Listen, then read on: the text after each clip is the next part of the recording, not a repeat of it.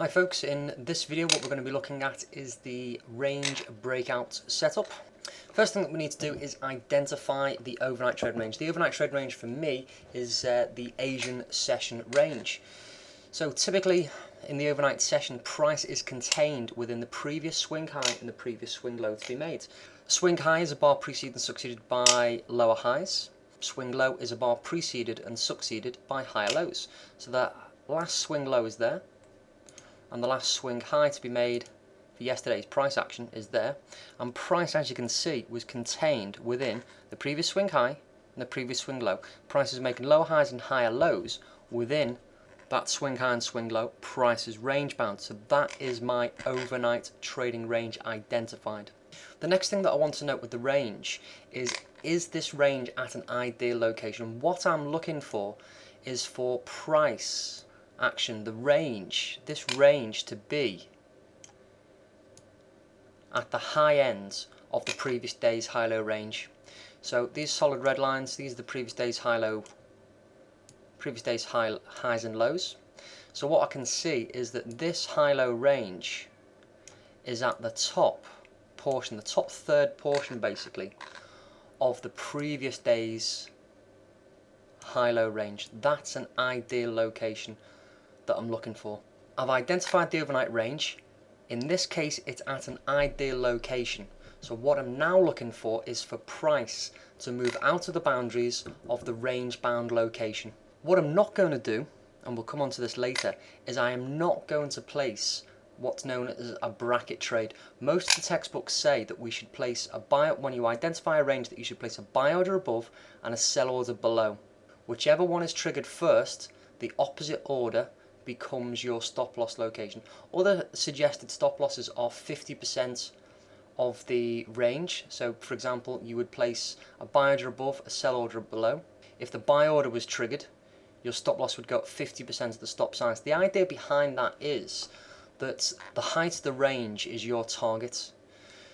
So if you use a stop loss of 50% of the range, then that's going to give you a 2-to-1 reward ratio. What I'm going to do though is I'm going to use this overnight trading range as a trigger into a larger movement, and ideally what I'm looking for is an average day's move. Average day's move at the moment on euro dollar is about 150 points. So that's what I'm looking to capture. My objective is to capture the main thrust move of the day. So I'm not going to follow what the textbooks say, because if it was that simple, everyone would be doing it, everyone would be making money. If trading was that simple, why isn't everyone doing it? So how can we actually, first of all, identify a trading opportunity? Well, I'm looking for price to move out of the boundaries of the range bound location. So thinking now about the three basic questions: where's price now, what's it doing, how can I get involved? If price goes up, down, sideways, what's the plan of action? First two parts of my three basic question have been answered. Where's price now, what's doing? Price is range bound at the high end of the previous day's high-low range. It's in an ideal location. The previous trend was up, which does suggest a continuation about 65% of the time. But 35% of the time, these patterns can act as reversal patterns. So the last part of the three basic questions is, if price goes up, down or sideways, what's the plan of action? So if price remains range bound and within the range that I've identified, I'm going to wait. It's a decision not to place a trade just yet. If price moves out the high of the range, I'll be looking for breakout, pullback setup. If price breaks through the low of the range, again I'm looking for a breakout, pullback setup. So as the chart continues to develop, what I'm looking for is for price to move beyond the range boundaries. I'm looking for the first bar not to make a new bar high. So I've got the breakout move here. That's the breakout move. I'm not looking for a close past. I'm not looking for two bars to move beyond the boundaries of the range. I'm simply looking for a move past. That could be 1 pip, 5 pip, 10 pips, 20 pips. Whatever that size is, I'm simply looking for a movement past the range highs or lows. The pullback for me is created by the first bar not to make a new bar high, which is there. That gives me my entry above the breakout high. So I'll be looking initially for an entry above, in this case 158.24. As I'm buying, I need to take the spread into consideration, and I'm going to be looking to buy above 158.24. As the chart continues to develop, price did retrace a little bit further, and we could have actually refined this entry based on a fib retracement setup, which is explained elsewhere on the site, and we could have refined that down to above 158.05. so I'd be looking for an entry above 158.05. So in this case we can refine the entry. It's based on a fib retracement setup. I'm not going to explain it here as it is explained elsewhere on the site, as I've mentioned. So essentially we're looking for a breakout pullback setup. The first bar not to make a new bar high developed the entry, and in this example we could have refined the entry slightly, but essentially we've got breakout pullback setup. Stop loss goes past the event. The event is the pullback and goes below the lowest point that price retraced to after the breakout move.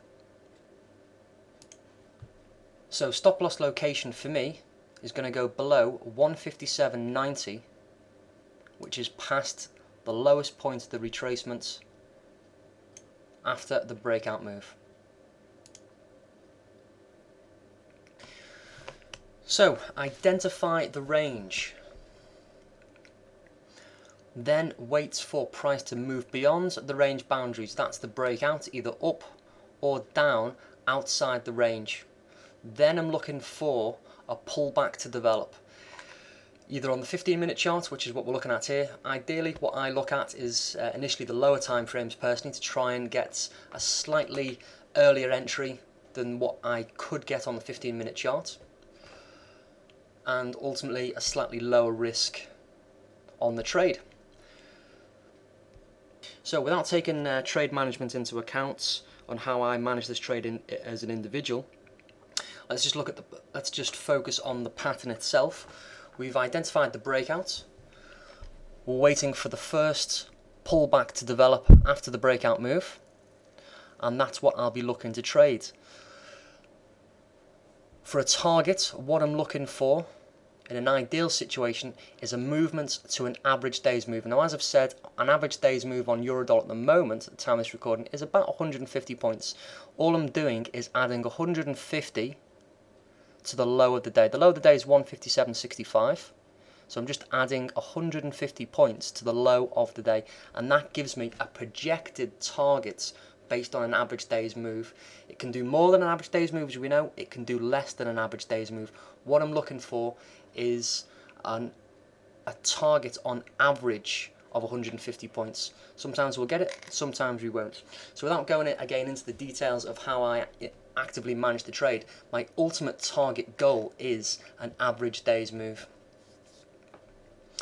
So as the chart continues to develop, we can see that price in this instance trends quite nicely and moves up to 159.15, which is basically 150 points added to the low of the day.